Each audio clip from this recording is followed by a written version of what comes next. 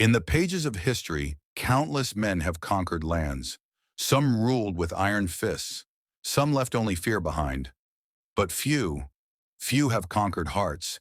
He was feared by his enemies, loved by his people, and remembered for mercy more than his sword. This is the story of a man whose name still echoes across centuries. Salahuddin Al-Ayyubi. Welcome to Epic Heroes Histories, the channel where legends come alive, where warriors, leaders, and heroes are remembered for what they stood for, not just what they fought. If you love history that inspires, make sure to subscribe, like this video, and turn on notifications, because the journey of heroes begins here. Salahuddin was born in 1137 CE in the city of Tikrit, along the banks of the Tigris River. He came from a modest Kurdish family. His father was a military officer, his mother a woman of wisdom and faith. Even as a boy, Salahuddin was quiet, observant, and thoughtful. While other children played, he watched soldiers train in the hot sun. He memorized their movements, the way they held their swords, the rhythm of their drills. He listened more than he spoke. He learned more than he displayed. History often begins not with thunder, but with silence. Before we continue, don't forget to like this video and subscribe to Epic Heroes Histories. More legendary stories await you. Salahuddin's teachers recognized his intelligence and humility. They introduced him to the Quran, to principles of justice, leadership, and discipline. One wise scholar told him, "Strength without faith leads to ruin. Faith without strength leads to impotence." These words became the foundation of his character. He understood that true power is not about dominating others. It is about serving them, protecting them, and upholding justice. Even before he held a sword, Salahuddin learned how to control himself, how to temper anger, how to cultivate wisdom. As he grew, Salahuddin's reputation for discipline spread. He trained in martial arts, horse riding, archery, and strategy. But unlike others, he studied history too. He read accounts of past Muslim rulers, generals, and scholars. He wanted to understand what made leaders truly great. Even in his youth, he asked questions that puzzled elders. Is victory worth the cost if it brings no justice? It was a question he would answer through his life.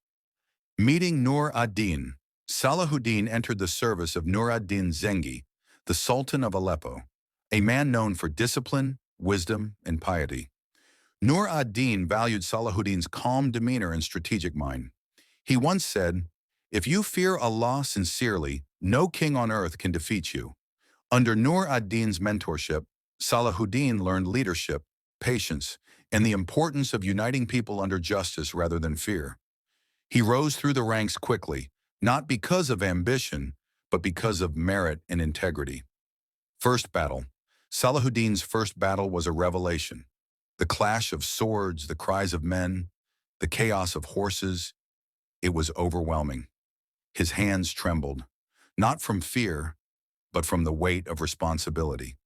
He whispered to himself, "Ya Allah, guide my hand."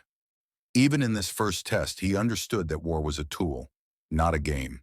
It demanded respect, strategy, and most importantly, restraint, defeat, and reflection. Not every battle brought victory. Salahuddin faced setbacks. He lost men he had trained and cared for. He saw mistakes cost lives. Alone under a dark sky, rain soaking his armor, he reflected. He did not blame others. He looked inward. Defeat did not break him. It sharpened him. It taught him humility. It taught him patience. Quick reminder, if you love these heroic tales, subscribe to Epic Heroes Histories. Every story teaches courage and character. Rise in Egypt. Salahuddin was sent to Egypt, a land of intrigue and corruption. Through wisdom, diplomacy, and courage, he rose to power. He became the Sultan, yet lived humbly. He spent resources on his soldiers, widows, and the poor, not on palaces. Salahuddin's rise was proof.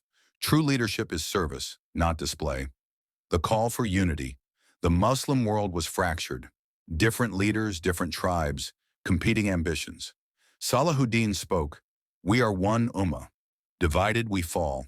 United we rise." Piece by piece, city by city, he united the lands, not by fear, but by trust and justice. The Crusader threat. Across the battlefield stood Richard the Lionheart, King of England, a brilliant tactician and formidable warrior. Two lions, two legends.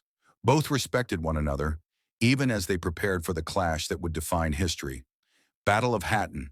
The Battle of Hattin was decisive. Salahuddin's strategy was brilliant. He cut off water supplies, exhausted the Crusaders under the scorching sun, and then struck.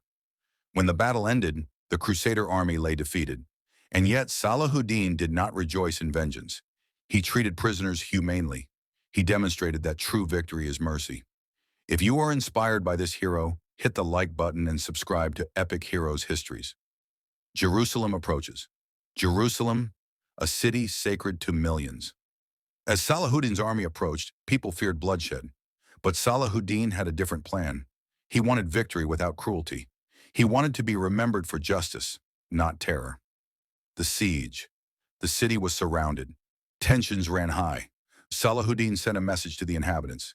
This city will not bleed. He proved that patience and mercy are more powerful than the sword. Mercy over revenge. When Jerusalem surrendered, Salahuddin's actions astonished the world. Civilians left safely. Churches were preserved. No massacres, no forced conversions. Even his enemies respected him. Respect between enemies. Richard the Lionheart acknowledged, "I could never defeat a man like Salahuddin." When Richard fell ill, Salahuddin sent a personal physician, not as an enemy, but as a man of honor, the humble Sultan. At night, Salahuddin prayed alone. No crown, no guards, just a servant before God. When he died, he left behind almost no wealth, only a legacy of mercy, honor, and justice. Legacy. Today, centuries later, Salahuddin Al-Ayyubi's name still inspires. He conquered hearts before cities. He showed that the greatest heroes are remembered not for how many they defeated, but for how many they spared. This was Epic Heroes Histories. If you want more legendary stories, subscribe, like, and share this video. History remembers heroes, and we make sure they are never forgotten.